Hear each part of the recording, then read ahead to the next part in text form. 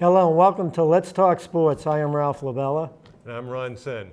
It would be remiss of us not to start with, it is high, it is far. And he is gone this weekend. Derek Jeter retiring, the captain, out.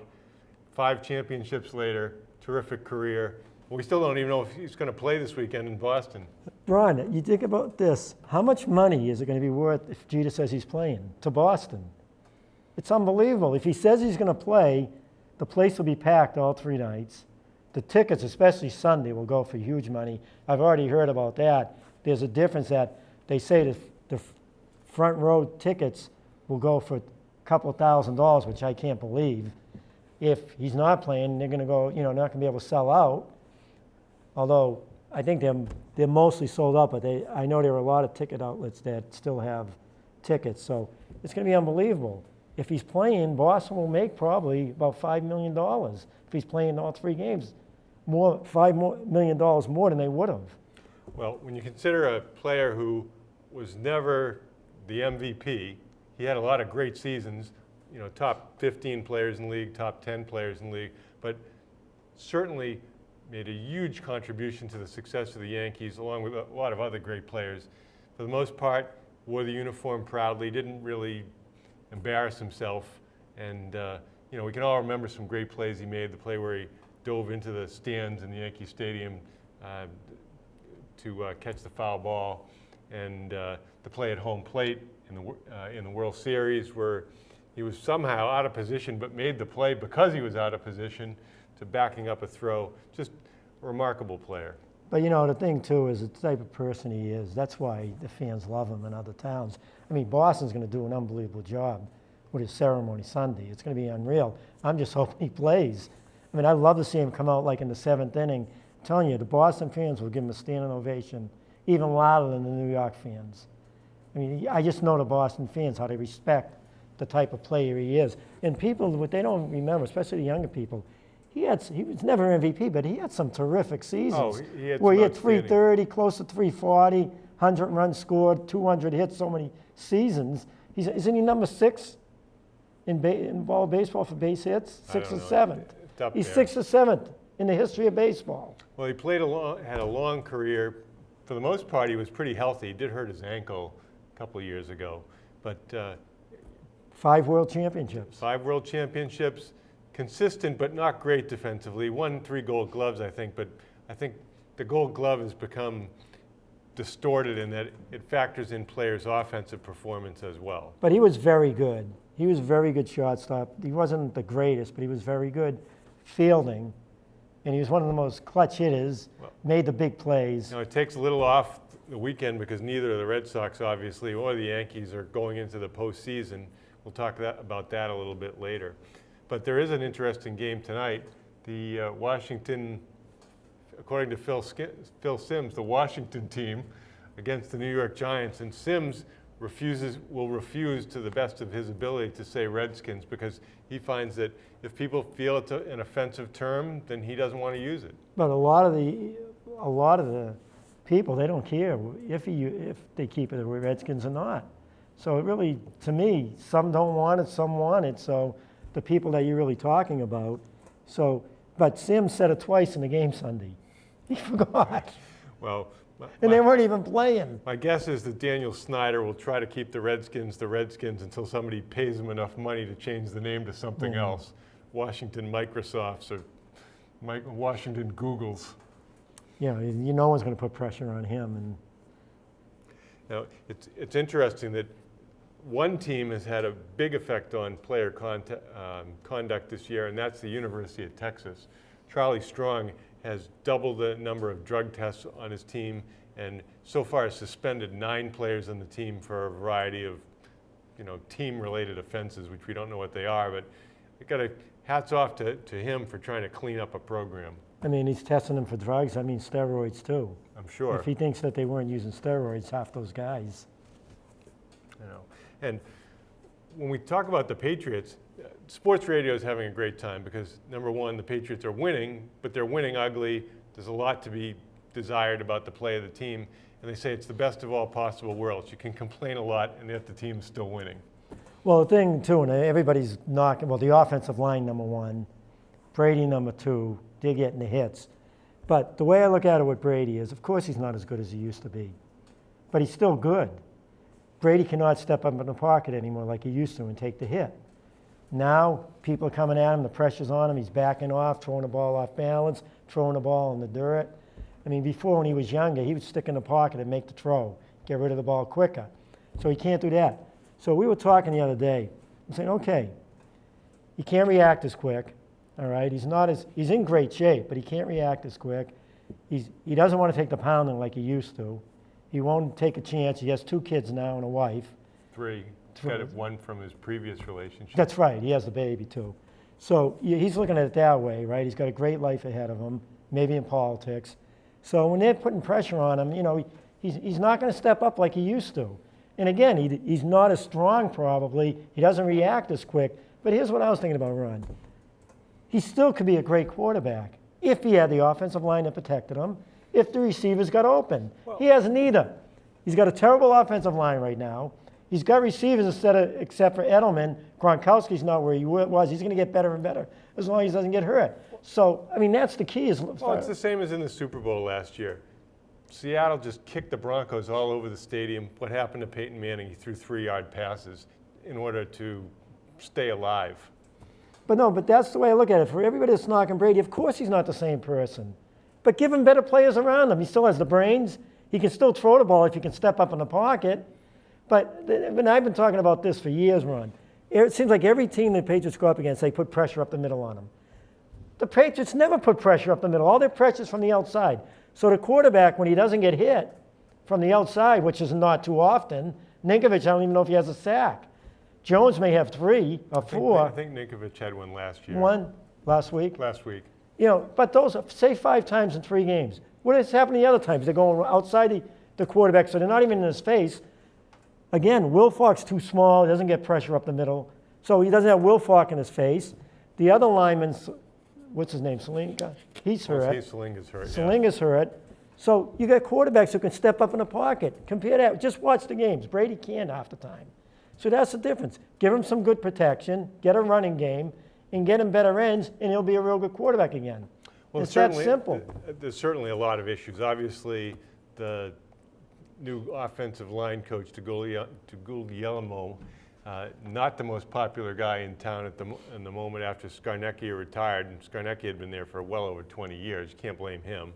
And Gronkowski doesn't look like the same guy so far. It's not that he's trying to avoid hits. It just takes a long time to get back into football shape when you've been out as much as he has over the last couple of years. But you know the funny thing, though, Ron, is they're going to have a tough game against Kansas City. I mean, if I had to bet the game, I would bet Kansas City.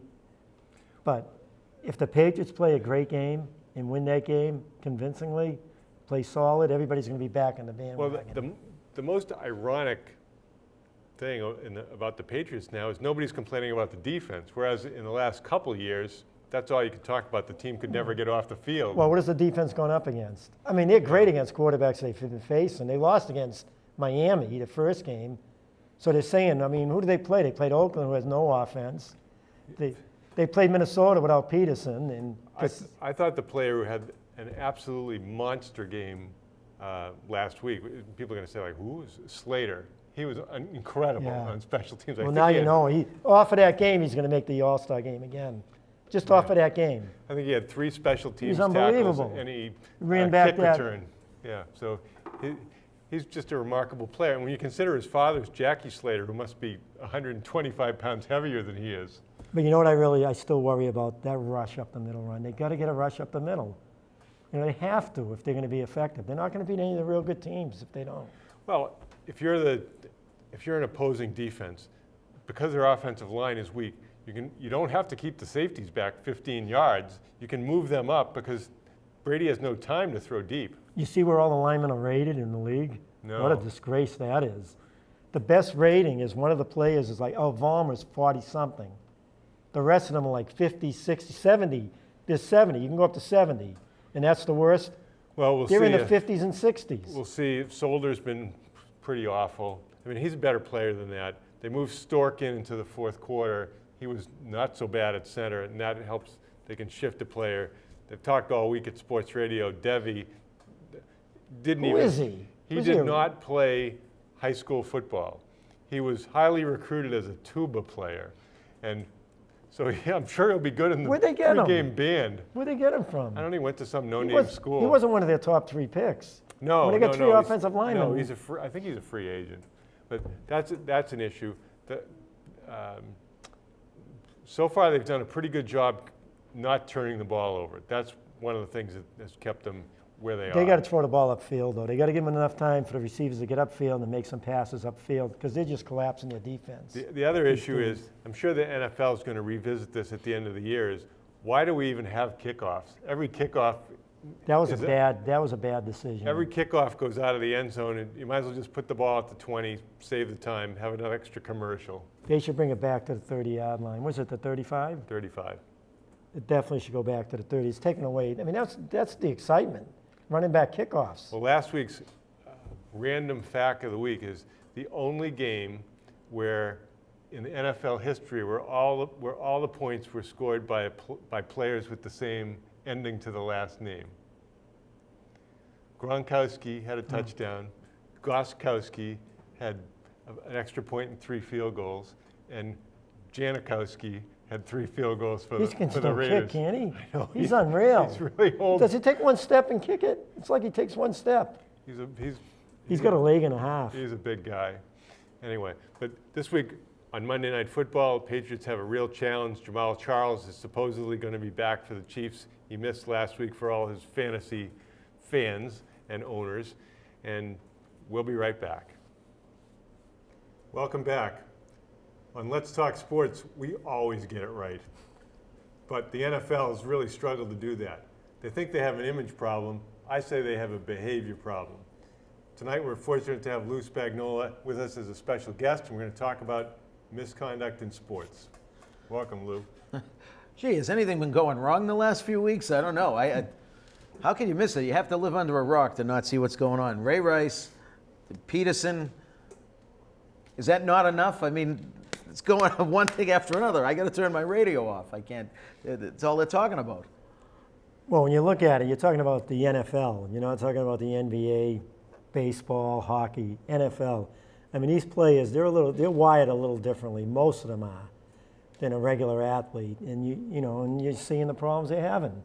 They get ticked off just a little, and the percentage has to be higher than what's happening in the regular public run. I don't know what the percentages are. We're going to see a lot of walking things back. First of all, anytime anybody does something wrong, it's head trauma. Ray Rice took a lot of hits in the head as a running back, and he has trouble controlling his emotions because of that. That's going to be the new excuse. But maybe it's something about Ray. There's Ray Rice, Ray Lewis, Ray Carruth, who murdered his girlfriend, and Ray McDonald on San Francisco. So even within the NFL, there's a Ray subset that's a problem child. You could be onto something right there. I never gave it that kind of thought. And I was going to segue into the fact that former kicker there, Rob Baronis there, that drove off the road, one of the good things you could say, not good, but if you want to at least not go down the head trauma road, you could say, well, he was a kicker. He never got hit. So therefore, what's his excuse for that? There are a lot of problems in other places, I'm sure. But, as far as, Ray Rice went, my big thing I couldn't believe was that Baltimore fans lined up with Ray Rice jerseys. And I'm thinking, okay, the whole, you're not guilty until someone proves you otherwise. But this was after the video came out. That it's not like he just shoved her, or it's not like he just spit on her. And I'm not trying to say that those aren't major. What I'm trying to say is he decked her. He took her head off. I mean, this is a 200-pound guy, hits a woman half his size, maybe a third his size, and he belted her hard enough that her head smashed off the elevator and hit the ground. And well, the biggest problem we had in this situation is that he didn't get any committed time. What he's going to get at the end of the case is going to end up being dismissed if he passes, if he goes to the programs, if he does community service. They're going to end up dismissing the case. What should have happened in this case, he should have got a 1-year sentence, 90 days to serve or 6 months to serve, balance suspended for 3 years. You have to go to certain programs, do community service, maybe 500 hours community service. Then the public would have accepted him back. He did his punishment. He did his community service. He went to the program, apologized. I think in that case, it would have been handled differently when he came back after being punished. But he's not getting any punishment. He originally got the 2-game suspension, and the public is very upset. If you get punished for what you do, the public looks at you entirely differently, as long as you don't second offend. Well, here's 2 points. First of all, if you do something bad to a dog, you're way off than if you do something bad to a person. Because we have a higher standard in Well, dogs were killed. Be careful. animal cruelty. Be Dogs careful, would though. kill This is their a dog. state that closed Wonderland because Michael Vick, that's, And second of all, follow the money. Because at the end of the day, it's always about the money for professional sports. Look at Bill Simmons. Simmons, an ESPN commentator and manager at Grantland, gets $5 million a year.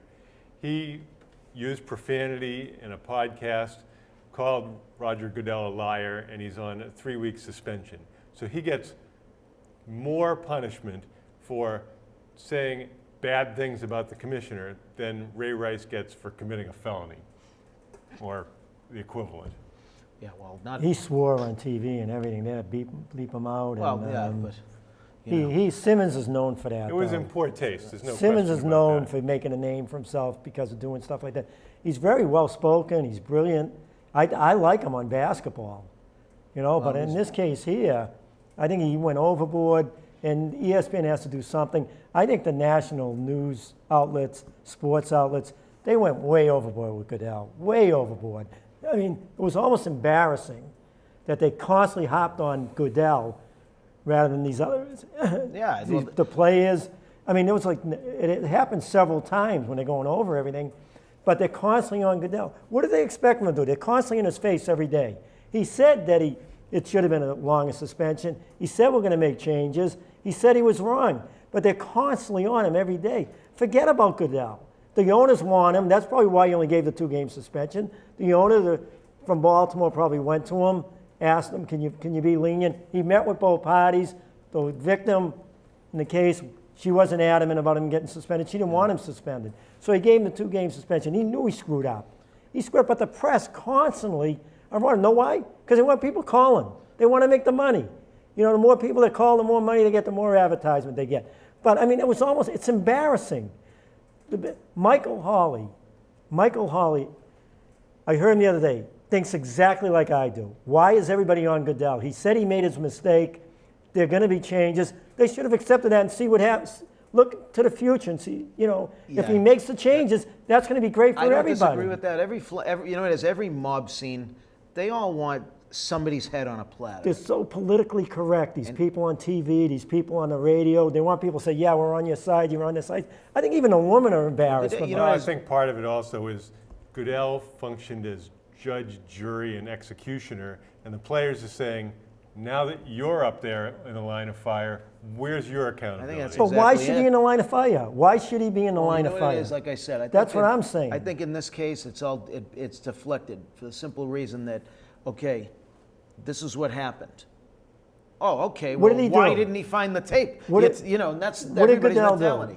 That's the His thing. problem was if he saw the guilty- tape, should have said, I saw the tape. He's guilty. I told you I of- made a you know what it is? mistake. He's guilty of being aloof in a situation. And I agree with you in what I'm saying, though, is he's guilty of giving the opposition enough ammunition to fire at. And he admits to that. Right, He admits but you know that what? he's guilty. And then to He top it admitted to off, that. though, then there's people that want to critique his press conference. They want to say, oh, well, what he said, he was too robotic. He doesn't really mean it. Because in this day and age, if they want you, they will get you. Well, why are they doing that on 98.5 WEI? Why are they constantly everywhere. staying on? This not a, Everywhere but Baltimore. I don't want to listen to them. Hawley's the only one who made sense to this whole thing.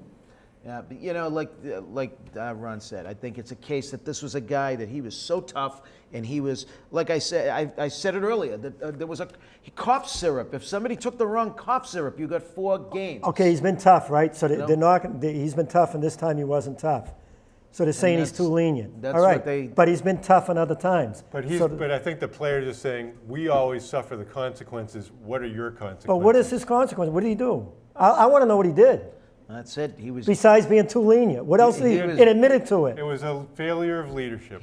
guilty. You want to know what it was? He was guilty of not being judge, jury, and executioner when he's been that in the past. I think everybody was expecting that when this came out, you know, if okay, he came out and said, "Oh, I didn't see the tape," and then it's like, what do you mean you didn't see the tape? You're on top of everything. Here's what happened. I'll tell you exactly what happened. He got the call from Baltimore, from the owner. He got the call there, right? He might have got a call from other owners, who knows. He met, the mistake he made, he met with both of them together. He should have met with them separately. Because that was the problem, and that was where he went wrong to begin with. And believe me, I'm not saying, I'm in agreement with you. I don't think he should be under this much fire just for being aloof or for not being consistent. And she probably looked in his eyes, okay? The victim, what was her name again? Janae. Janae looked in his eyes and said, listen. She goes, I know what happened. I was drunk, you know. Yeah. I might have done something to tick him off, which is no excuse. I'm saying he should have got at least 90 days to 6 months committed, all right? But I'm telling you how Goodell's sitting there looking at both of them. She goes, Mr. Commissioner, I'm really not looking to hurt him anymore. He understands what he's doing. He's going to go to counseling. He's going to do the community service. Can you make it lenient? I mean, and Goodell should have thought, he said he made the mistake. He should have said, no, I'm repent is suspend irrelevant, him though, for to 8 me. games. Goodell doesn't represent the National Football League. He represents the owners, not the players. Right. So what happens? Bob Kraft doesn't want Ray Rice gone for a year because the next time some linebacker on the Patriots does some knucklehead thing, he doesn't want him suspended for 4 games, 8 games, whatever. He wants a 2-game suspension. So the owners want less because they're paying guys big money.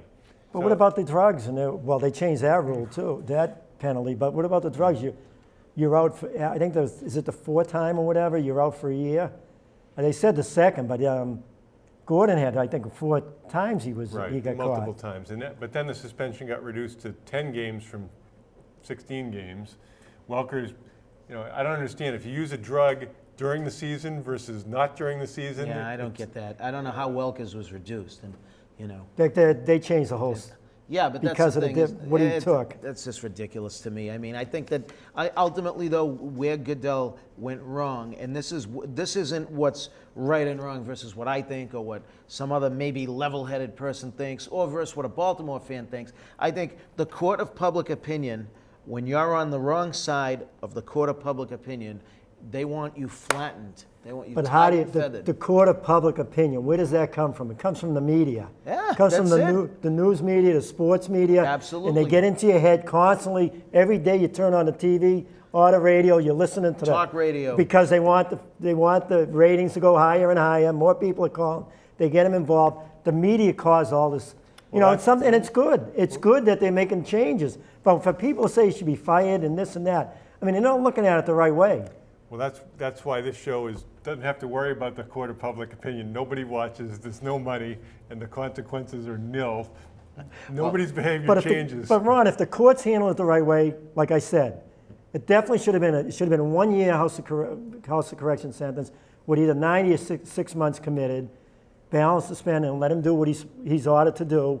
And I'm telling you, after that time, when he came out and he's doing those things, the public would definitely accept him back after taking the punishment for what he did. When I was working at Bethesda Naval Hospital, the administration, the admiral would come and talk to us and say, look, if a celebrity comes in, now celebrity means President of the United States, senator, congressman, Supreme Court justice, treat them exactly the same as everyone else. Don't do more, don't do less. Do the right thing. And in celebrities, we know they get expensive lawyers. They use all the resources to their advantage to try to limit the punishment. And why wouldn't they? That's a normal thing. And I see it every day. I see it every day in my job. There's different types of A/B domestics. There's a punch. There's a grab of the hand. There's a touch of the shoulder. There's a holding someone back from going out because you feel that they may be intoxicated. I mean, I've seen it all. The way I look at things, whenever there's a punch, they're held without bail. If someone punches someone, a partner, they're held without bail until they go to court. And that's the way I handle those situations. But a lot of times there's a grab of the hand, and no one has a history. So there's different, when people hear domestic abuse, It could just be someone grabbing someone's wrist. Well, in this, the You way, know, but what I'm saying is that's how the NFL is going to have to handle these domestics. But if you had a state senator come in, you might not handle it different, but do you think it's going to get handled differently by the court system than if we're just, anybody who walks in off the street? I'll tell you one thing, it wouldn't be any different. I know from what I've seen in our courts and courts that abut us, if you had a senator who committed a crime, he's going to be treated the same way, the exact same way. He's not going to be given any privileges. He's not going to be lenient. I mean, that's the way it is in Mass. When I listen to Dennis and Callahan, I hear Callahan blast the judges for some of the decisions they make. Callahan doesn't even know what's going on in the courts. Sometimes the judge can't hold someone without bail on a dangerousness hearing unless the Commonwealth requests it. In Jeremy Remy's case, they didn't request it. So they're upset at the judge. The judge cannot hold him without bail on a dangerousness if the Commonwealth doesn't request a dangerousness hearing. And Jared Remy. Yeah, Yeah, Jerry Remy's that's son. a problem with, unfortunately. But they're blasting the judges. You know what? The sensationalism, the media, what they do, if you're a celebrity, you get different rules for you than one of the things that I noticed, to get into something slightly different, but just about the media, was Devin Still from Cincinnati. His daughter's sick. He wasn't even going to make the team, they didn't think, especially because he was injured. They cut him and put him on the practice squad so he wouldn't lose his insurance. Now, his daughter, they gave her a 50% chance because, she has a rare form of cancer. And I'm thinking, this story is nowhere. Somebody wrote about it in Sports Illustrated. It went nowhere. Someone else talked about it. It was only because the team decided based on jersey sales. $100 a jersey. It was all going to go towards the charity. And then Sean Payton, head coach of the Saints, he bought 100 of them. And now all of a sudden the story has legs and it's a great feel-good story. And I'm thinking people still want to talk about Adrian Peterson and they still want to talk about Ray Rice because it's like, oh, well, wow, that's a really nice story. And someone like me will read it and I'll tear up. I'll think, wow, that is so nice. Someone else is like, yeah, but what about Ray Rice? I mean, Goodell, not for nothing. And it's like, that's the world we live in. They want Goodell's head on a platter because they don't even know why. But know what the thing with the NFL now? They say in the first crime, I think 6 games, and then if there's 2, you're thrown out of the league. It depends on how serious it is. Now, he's getting himself stuck. What if it's not real serious? What if it's not serious, or what if it's a player, not that it would be Peyton Manning. I mean, the guy probably drinks milk. It would, when somebody of high stature and serious popularity does it, then it's going to be like the old story about the doctor. Gave you 6 months, couldn't pay your bill, so he gave you another 6 months. But the funny thing is, though, you could see it in the paper, so-and-so's arrested, say from the Patriots, for domestic abuse.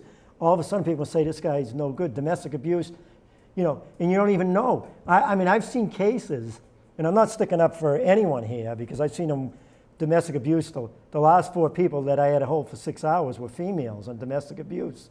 And there's a new rule because of the Jared Remy. The people it's going to affect most are the guys in college who might get drafted who've crossed over the line. Because teams are going to say, we can't take a chance with this guy. Well, there's another guy who's pretty much the same guy, but he doesn't have this Christian history. Peter, when the But I'm Patriots just saying, ended up right. nullifying his contract. Well, thanks for sharing with us. We'll be right back. Welcome back. The central block of John Wooden's Pyramid of Success contains 3 elements: sports skills, athleticism, and team spirit.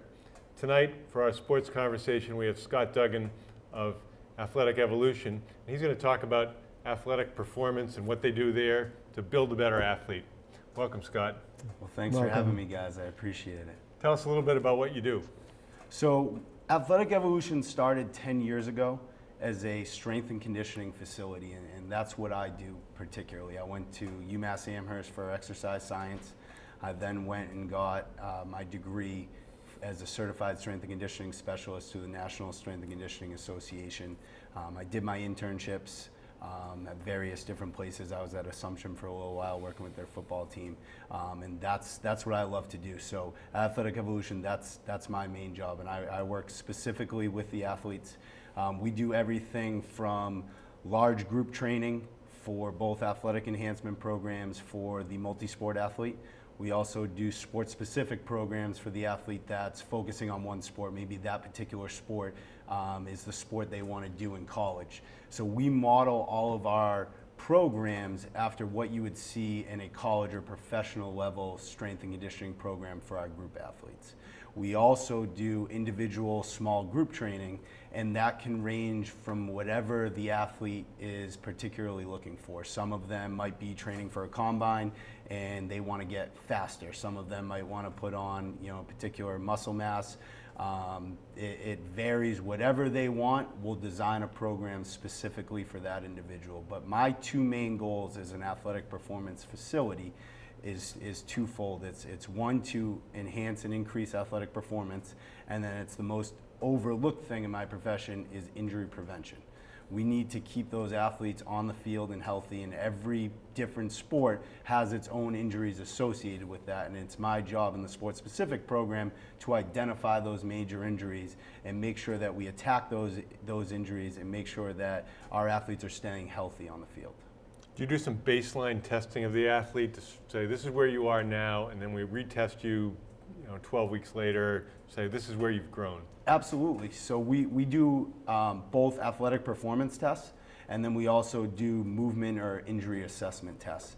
And those can range, for the particular sport. So we're a Nike Spark affiliated facility. We're the only Nike affiliated facility in New England. So we actually do our own Spark ratings for the major sports of football and basketball. We'll go around and do combines. We used to be affiliated with Boston Scholar Athletes.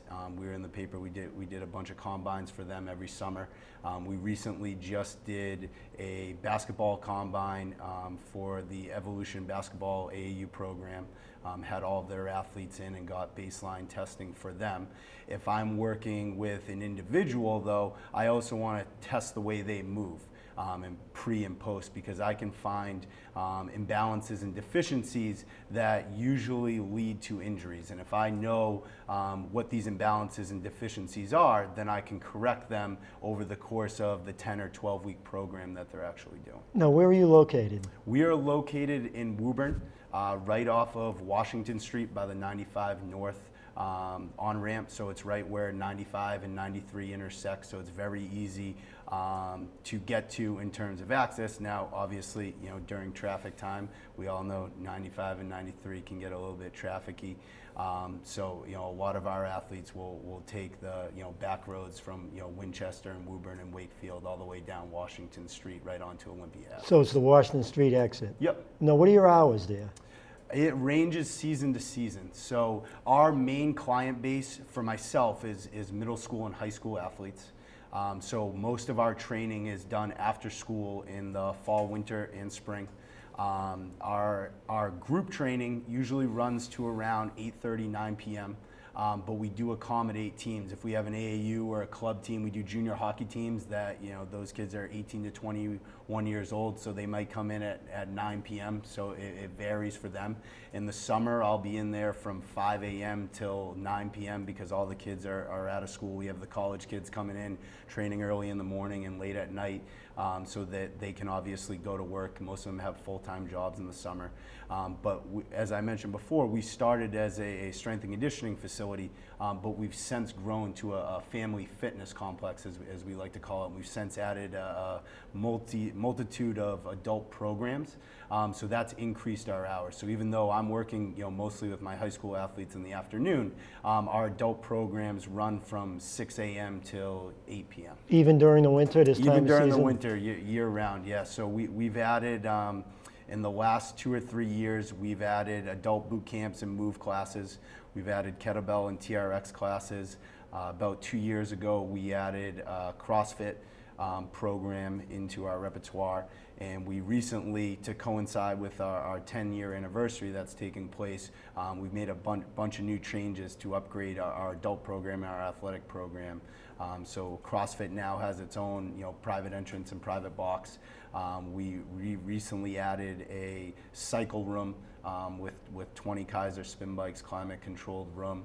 And we've added a multitude of other adult programs to give our parents the opportunity to get in shape while their athletes are getting in shape. Our kind of vision over the last couple years, as we've kind of made this change into a family fitness facility, is that mom and dad can come to our facility.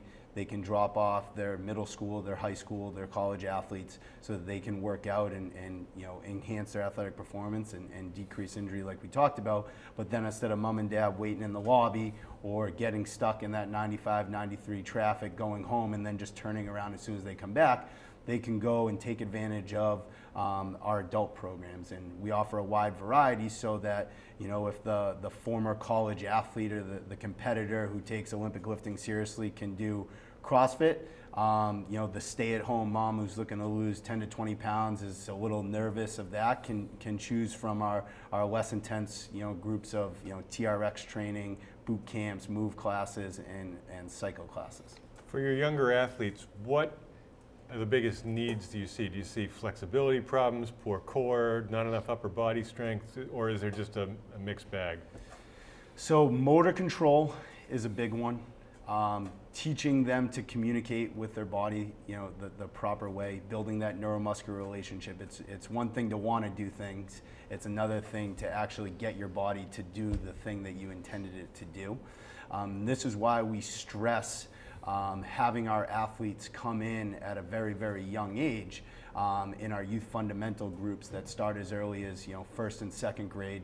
They go all the way through the end of elementary school, fifth and sixth grade, and then build into our middle school programs. And a lot of people, as soon as you say that, go, "Oh my God, you're having these kids come in and squat and load a ton of weight, and they're going to get injured. They shouldn't be lifting that young." But that's not what the class is intended to. These young athletes are not touching any weights. They're mostly sticking to motor control or neuromuscular movements, teach them to move the right way. They're working on balance and stabilization and core exercises. They're focusing on injury prevention because we know young athletes get injured just the same as high school and college athletes. So they're working on stabilizing those joints. I see a lot of younger athletes because they haven't produced a lot of muscle mass. Most of them are hypermobile or very, very flexible. So we usually don't have to do a lot of flexibility stuff or a lot of mobility work with them. For them, it's more stabilization and muscle activation. A lot of them have, at a young athlete, you see them not being able to activate certain muscle groups. And what happens is, for instance, if my glutes aren't firing properly when I do a hip or a knee dominant movement, then another muscle group or a tendon or a ligament ends up bearing the brunt of that stress that those glutes could end up taking off of that. So if my glutes don't fire, now my tendons or my ligaments end up brunting that stress, and now I end up with an injury to that tendon or ligament. So if we can get those muscles to activate and fire properly just when they're doing body weight movements, that's going to severely decrease injury, and you'll see a lot of that as well.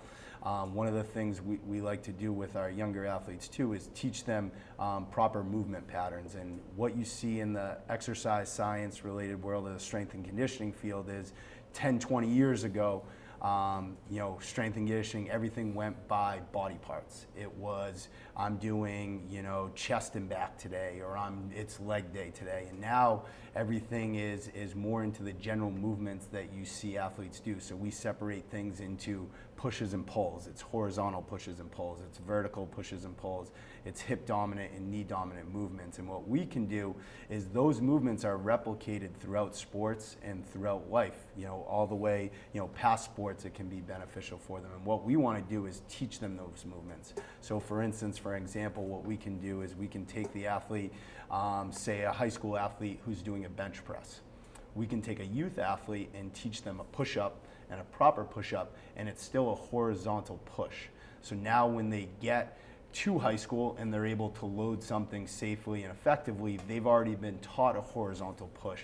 So now their muscle activate properly, they fire the correct way, and the movement pattern is already embedded into them, and that neuromuscular relationship has already been built for that exercise. So now when they do that, they're a lot better off, and it's a lot easier to coach an athlete in our high school groups loaded movements if we've taught them in the youth groups and then build on it in the middle school groups to lift the right way and do these movements the right way. Another benefit to this as well of starting them to learn these movements at a younger age but not loading it,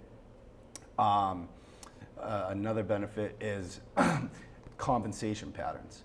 So what we see with a lot of athletes that lead to injury and a lot of high school athletes is they develop these compensation patterns, and we see it all the way throughout, whether it's squat mechanics, not going down to 90 degrees, or their hip shifting one way to the other so that they load one side more than the other.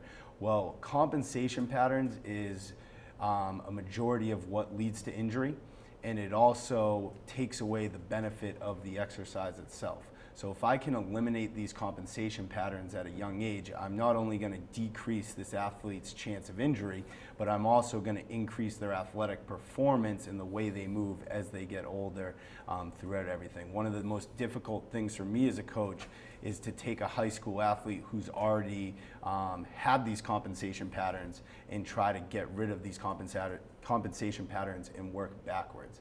I get a lot of high school athletes who they've worked 2 or 3 years at their high school facility, and maybe they didn't have a coach who was a certified strength and conditioning coach, or unfortunately a lot of times what you see is one coach running a program for 30 or 40 athletes, so there's no way that they can keep an eye on all these athletes and hold them accountable. So now when this athlete has spent 2 years in this program, he's lifted the wrong way, and he's built these compensation patterns that not only are the incorrect way to do the movement, but are also setting him up for failure and setting him up for injury. So now when I get this athlete, it's very difficult for me to take a junior in high school who already thinks that he squats 225 pounds, but he only goes 2 or 3 inches down. He's not getting down to 90 degrees. He's shifting to one side. So now he's creating imbalances from the right side to the left side that's going to lead to injury, of saying, hey, Johnny, we need to, go back, 100 pounds so that you can learn to lift this the right way. And most of their answers are, well, I've lifted 225 pounds, for the last 2 years, or, the guy next to me is lifting 200 pounds and I'm stronger than him. So mentally, it's tough to take them backwards. And then also physically, it's tough to eliminate these compensation patterns. So we highly, highly recommend that these athletes get into these programs at a young age. I would rather see an athlete come through our program, youth and middle school, and then go on to his high school program already knowing how to lift the right way and start to teach other athletes to lift the right way, than have it go in reverse and have him, go with their high school programs, go with these other people who aren't necessarily doing things the right way, and then come to us, and now we're trying to work backwards. How many people do you have there in the fall, basketball players getting ready for basketball? So right now we have... Say like on a fall evening. Yep. How many would you have? So basketball players alone, we probably are doing anywhere from 50 to 100 All right, now. say I came in with my son or daughter. She's in middle. He or she's in middle school. Yep. And I come up to you. 2 things I see: balance for big people, Yep. and quickness for everyone, but the guards especially. Yep. Now, if I came into you and I said, my daughter, she's tall, she's strong, but her footwork is not good, the balance is not good. I mean, would you have someone who could work with her strictly with her? I mean, how often? Well, you're going to have 50 people in there. Yeah. Who's going to concentrate on her for that hour she's there? Absolutely, absolutely. So what we do is we try to take group training and we try to individualize it as much as we possibly can. We understand that obviously we have a personal training offering to everyone who walks through the door, but unfortunately not everyone can afford it financially. And then also there's the benefit of training with your team, training with other athletes, being able to push each other. And I love that atmosphere of getting a team in there and working together. So we try not to pull someone apart and have them completely away from the group. So the way we do that is we break it up into much smaller groups. So if we're doing, a circuit, as we like to call it, of 3 different rotations or stations, we're going to start out with either footwork, or say we're starting out with plyometrics. It's going to be separated into 3 plyometric stations. If we have a group of 25 athletes, They're going to have 8 athletes within each circuit. Now, will you have a set time for this? Like, say, like, again, I want my daughter working on her footwork and balance. Yep. So would you say, okay, from 7 to 8 o'clock, we'll be working on those conditions. Now, what if she comes in at 6 and you're working on something else? So we do everything like a set group time. So, Okay. and we have So multiple times. So we have 1-hour basketball programs that go 5:45, 6:45, 7:45 at night. We also do 2-hour basketball programs that go at 4 p.m. and 6 p.m. And then we have our athletic enhancement programs that go at 3:30 and 5:30. So you have basically every 30 minutes to an hour, you have a different option for a group to go into. I'm sure you have a website Yep. that people can look up your programs on. Yep, it's www.athletic-evolution.com. And once you go into the website, you want to click on the athletic performance section. And then within that, it will take you to all the groups we offer. Why don't you say it again in case people don't pick it up Yep, right it's away? www.athletic-evolution.com. Once you get into the website, you want to click on the athletic performance tab. And when you get into the athletic performance section, it will take you to all the different groups we offer, from our athletic enhancement groups and times to all the sports-specific groups that we offer year-round and the ones we offer that particular season, and then the times we offer that particular group. Well, thanks for joining us, Scott. You're obviously an extremely knowledgeable and passionate person who I'm sure is helping a lot of athletes better themselves. Well, thanks, guys, for having me. It was a pleasure. Thanks for coming in. Nice meeting Thank you. Thank you. Welcome back. Here are a couple of statistics, player A and player B. Here's player A. He's 24 years old, averaged 17.7 points per game last year, 5.5 assists, 4.7 rebounds, shooting percentage of .477, free throw percentage .772.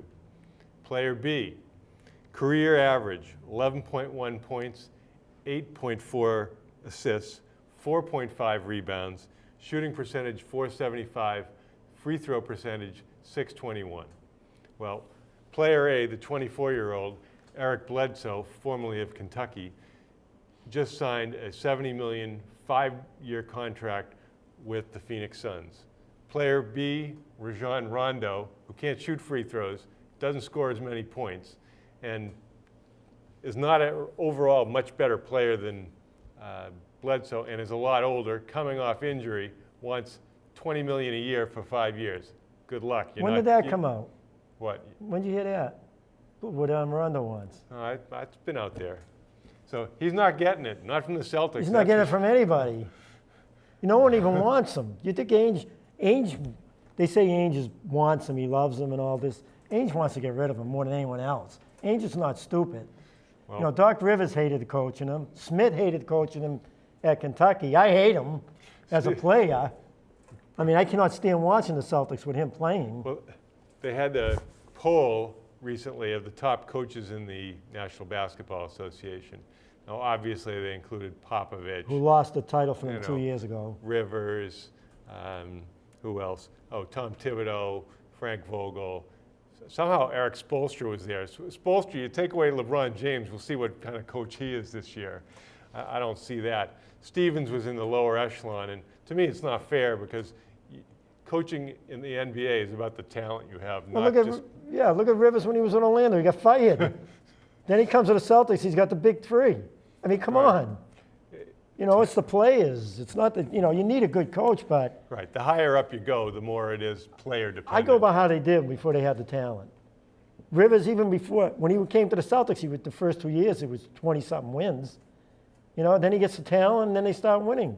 Only one title. Let's put it, one title where they should have won 3. Well, the other issue, one of the other issues locally about money is whether the Crafts cheap out and try to underpay assistant coaches, try to get free agents on the cheap, and basically put the money in their own pockets. Now, I don't see it in the sense that if your franchise value went up $500 million in a year, why do you care how much money it says you have in the bank at the moment? Well, here's what it comes down to. Belichick meets with them. He says, this is what this player is worth. Mankins is no longer an elite player anymore, and he shouldn't be getting paid as an elite player. So he tells the Crafts, You know, we're giving him, what was it, going to be $7 million this year, $10 million hit? Mm-hmm. You know, he's not worth it. He's probably worth $3 million this year. So that's what he tells the Crafts, so they go along with him trading him. But if the Crafts were smart, one of these days they say, no, he's the leader of the team too. The offense loves him. Brady feels comfortable with him. He has, you know, talent to the other players by him talking to them, keeping them under control. He's like another coach. You take that into consideration, you're losing your leader of the offensive line. But Kraft listens to Belichick, and he goes along with him. Belichick's pompous. I told you, he's a pompous ass, Belichick. And he's been that way since he won the title because he had Brady and he had Bruschi, and those guys let him. What happened after those good defensive players left? He couldn't even put a defense together. He's supposed to be a defensive genius. Well, they've drafted defensively for the past 5 or 6 years, and now they have a defense, but the offense has faded. And know what else I blame? I blame him when they had the undefeated season. I blame him for losing to the Giants. I mean, the Giants got lucky with that Hail Mary pass, but he didn't go to the hurry-up offense until the fourth period on their last drive when they took the lead, when Brady hit Moss for the touchdown to give him the lead before the Giants came back. And when they went to the hurry-up, that whole defensive line was sucking wind on the sideline. They were all on the sideline when they went to the hurry-up. If he went to the hurry-up at the beginning of the third period, they would have scored a couple more touchdowns. That defense would have been exhausted, but because he was playing it so close to the vest in that game, it was a close game, he didn't want to take any chances and go away from their strategy. He blew that championship. And I mean, I see little things like that, and it's a big thing. And I Speaking think of he being blew run it. out of town, players we're not going to see next year include Will Middlebrooks, who doesn't want to play winter ball, wants to do his own thing. I think he's been hurt a lot. I don't know what kind of player he's going to be, but you know, it seems like his time in Boston is over. I think it'll be interesting to see what happens with Uehara. Uehara kind of faded down the stretch from overuse. What would you do to Ron with him? Would you Uehara? sign him? No, I wouldn't sign him. can't. He's I think too old, I think too. he's old. His family lives in Baltimore. I wouldn't be shocked to see him wind up in Baltimore. And the other guy we may or may not see is Jackie Bradley Jr. because it just looks like the outfield's too crowded. Shockingly, there were 3 players in the top 10 jersey sales in Major League Baseball who are Red Sox players. Ortiz. Ortiz was at 6. Oh, Pedroia. Pedroia was at 10. There's 3 players? Yeah. Oh, no, what's his name? The last one's a Napoli? trick. No, the last one's a trick question because it's Cespedes. So he must have sold them all when he was on Oakland. All right. We want to talk a little bit about high school sports. Football's off to a good start. Excellent win in a somewhat tragic game Yeah, with that was a Winchester, shame. as Patrick Gill, one of the Winchester captains, was unfortunately killed in an automobile accident the following day, and you know, our condolences go out to his family. Obviously, it raises the whole question about safe driving for teenagers, and teenagers have a tendency to, number one, they're learning how to drive, but they can be distracted by friends, by music, by texting, by using their phones, and we want to send out our, you know, desires to younger drivers to be extra careful, realizing that, you know, you're really taking your life in your hands when you're behind the wheel. It's different to be the driver than it is to be a passenger. Well, you know what I heard too? I'm not 100% sure, but I heard this, that he snuck out of the house to see his girlfriend. Well, And you then, know, and then someone else said he had his head down. well, So I don't know if that's- he fell asleep. I don't know. That's that's- all yeah. beside the point. But Yeah. Melrose has got some wonderful facilities now. The new Fred Green Field, which has been open for a couple of years, has been a wonderful asset. The $4.5 million athletic facility at the high school is really a crown jewel of the athletic department. They have a new, obviously, basketball facility at the middle school, which has been around for a couple of years. Morelli Field is terrific, one of the nicest fields around. And of course, you have the track facility at Pine Banks, which everyone says is a wonderful facility. Yeah, Mayor Dolan has done an unbelievable job. I mean, he's a good guy. I'm not friends with him, but I know him. I see him at the gym a lot. He's always working out hard early in the morning. Saw him there one morning at 5 o'clock, working out last week. And good guy. He just came back from Disney World with his family a couple of weeks ago. But he has done, I mean, you look at the facilities. The other day I was walking with my 2 grandchildren. I took them for a walk. And you go down, I took them to Roosevelt Park, and they were there for about an hour playing around. And then that whole area there, the softball field's really nice. And then we went by this Fred Green Memorial Field. We went there, and they're running all over the field, having a great time. And I'm looking around and seeing how beautiful everything is, you know. And then from there, we went downtown. We went to the Pink Melon, I think, for yogurt. That was our But I'm walking around saying that downtown is beautiful now. I mean, it's always been nice. The facilities in Melrose. We practice at the Commons, which is great. You know, so they've done a great job, and he's hired some really good people. I mean, his department heads have done a great job constructing and maintaining the facilities. I think there's a lot of young families in Melrose. You see all kinds of youth sports going on continuously at the various fields. I'm sure it's certainly paying dividends for a lot of the sports. Volleyball has a huge match tomorrow against Notre Dame of Hingham. Both teams are undefeated, both in the top 10 in Massachusetts. They're number one. Well, I saw it. I checked it today. After Barnstable. No, they beat Barnstable. They beat Barnstable. 3-0. Okay. And Ron, they beat them convincingly, like 25-15, 25-17, 25-16. I was shocked when I read it. They're undefeated. They're 8-0. Melrose is 9-0. And they beat Westboro in 5 sets. So Westboro must be pretty good. They beat Barnstable in 3 sets. They beat that team that Melrose beat the first match. The first match 3-1, but they were up 2. They won the first 2 sets huge. Oh, Ursuline. And then lost the 3rd set, then won the 4th set huge. But it's going to be a great match. Well, by the time anyone sees this tape, that game will be long over. But the big thing is, it's not who you play, it's how you play. If Melrose can remain aggressive as they have in a lot of matches with their excellent hitting up front with a number of players, we don't have to tell you who they are, you know who they are, then they've got an excellent chance to be successful in that match. Yeah, I'm looking for, I haven't been able to see them. One time I had to go down to another city down south when they played that big match against Newton North. I missed that. And I've missed a couple of others I wanted to see, but I got to get it. I want to see them when they play like Lexington. Lexington's pretty good. Yeah, Lexington's very good. Oh, they're playing Westboro, aren't they? They're playing Westboro, At home? and they're playing Central Catholic, I think, next week. Central Catholic's not good, though. Okay. Central Catholic's 4-4. I mean, they're still good, but they're not one of the powers. Right. So Melrose has a lot to look forward to. Local sports fans can be thankful for all the good players, good coaching, and excellent facilities that we have. I've enjoyed seeing you tonight. I'm Ron Sen. And I'm Ralph LaBella, and thank you for watching Let's Talk Sports.